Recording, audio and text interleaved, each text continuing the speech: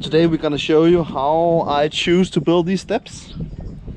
There's a lot of different ideas. One of them is that they have to slide over here, so we don't destroy this rigging. So therefore they can actually go fully here. This wire is for securing. You can see it in a minute on the other side. This will be attached to the mast in the top. I'm gonna wire clamp below here to make sure every step is perfect. Yeah.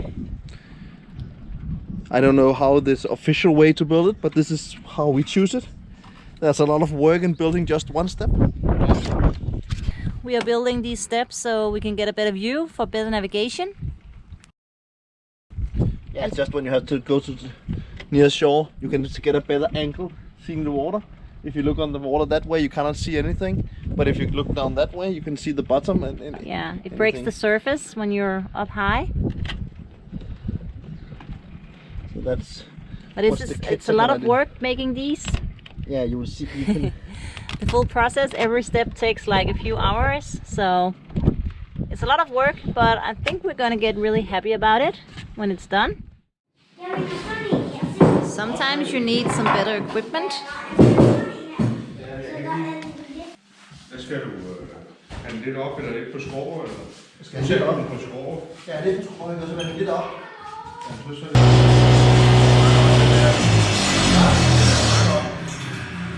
Skal det lige ligge af?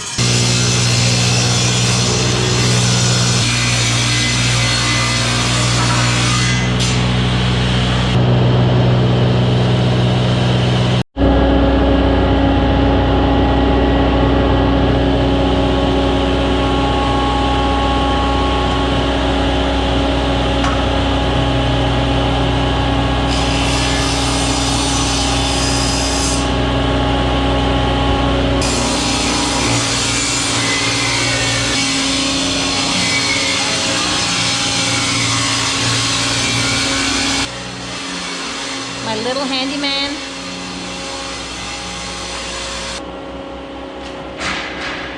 We are visiting grandfather. That's always funny for the kids.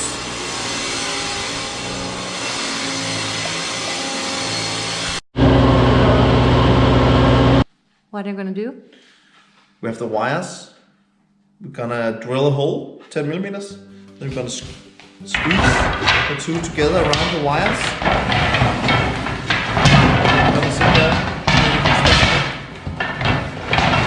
Awesome.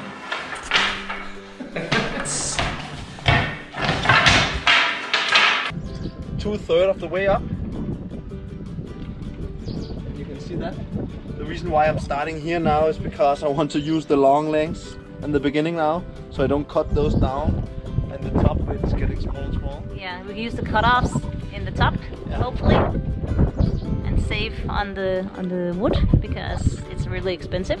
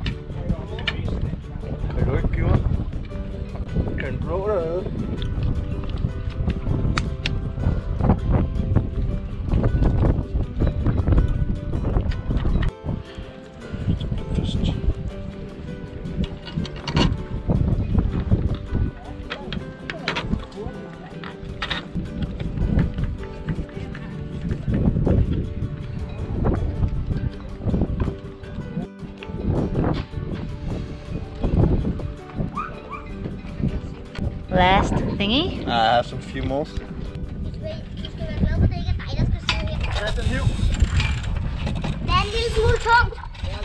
Sidder den, der er næsten tør af den der. Der på tangen i igen.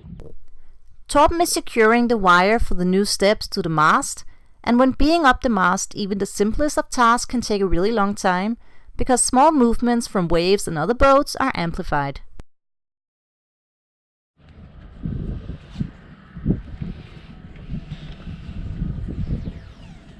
Why are you putting tape on it? Actually, I have no idea. Probably because to protect it and to make sure ropes and stuff doesn't get to those. Wall protects against water and different stuff. Yeah, and nobody cuts themselves on the screws on the back here, and nothing gets caught in it. What are you doing? Cutting corners. Cutting corners, yeah. And next project on the list is making these boards to secure cans on the deck. Some sandpaper on there. Gonna look good.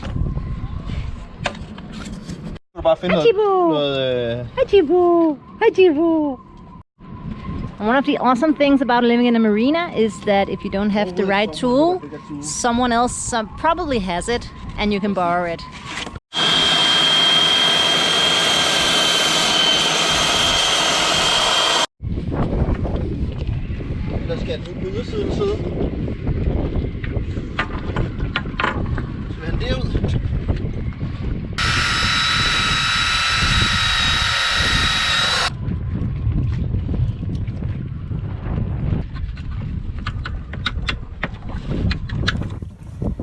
Finished result. Turned out really well, I think. Now we can have all our cans here with diesel and gasoline, one on each side. And they matched the mast steps, so that's really cool. Looks good.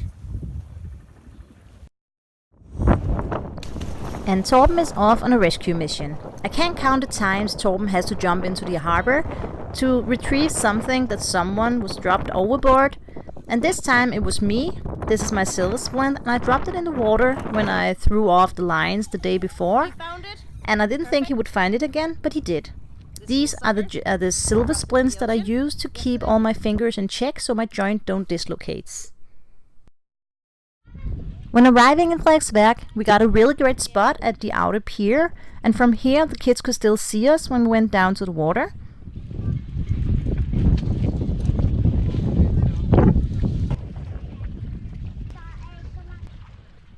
I'm learning how to dive, because we're going to visit some of the most beautiful spots for diving in the world, so it's really silly if I don't know how to dive and I'm going to miss that. And this way I can take it in my own pace, really slow, and Torben can carry all my gear so I don't hurt my joints, and this really works for us.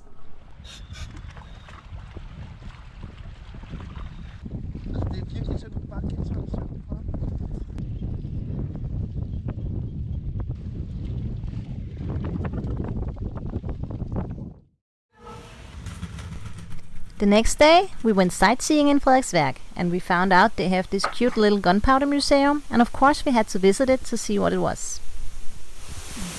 We're at the gunpowder museum in Frederiksberg, and we're about to take a tour to show how they made gunpowder and weapons in the old days. Frederiksberg was founded in 1756 as an industrial city where gunpowder production and cannon productions were in focus. As we didn't have all the ingredients here in Denmark, ships would sail all the way to Iceland, Sicily and the Indian Ocean to collect the three main components for the gunpowder, which are saltpeter, sulfur and charcoal. Upon the arrival of the raw materials, they would be carefully checked and cleaned, and then they would be pounded in these water-powered drums, and each material would be pounded separately to prevent fire. After being carefully mixed, the wet gunpowder cakes would be put into this machine, and then it would be pounded and grinded into small pellets to be collected in the boxes beneath it. It was then transferred into these drums to be polished into nicer pellets. When the pellets were done, they would put into these sorting machines and get sorted into different sizes. After the sorting, they would go into drying racks to dry.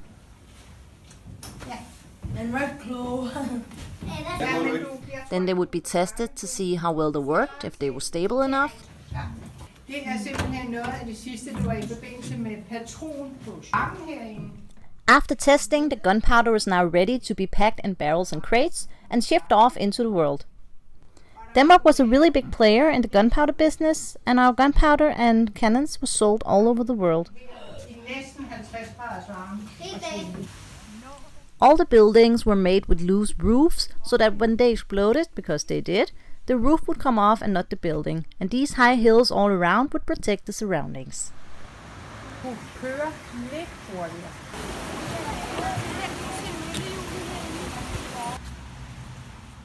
And so ended our tour of the museum, and we went back to enjoy a beautiful sunset from the boat. And after a few great days in Frederiksværk, with sightseeing and museums and diving, it was time to head back home.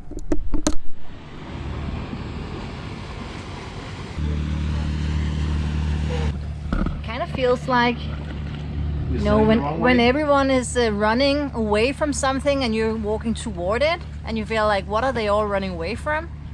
It's like we just had 20, 30 boats, some passing us, some still coming our way, and none of the boats is going the same direction as we are.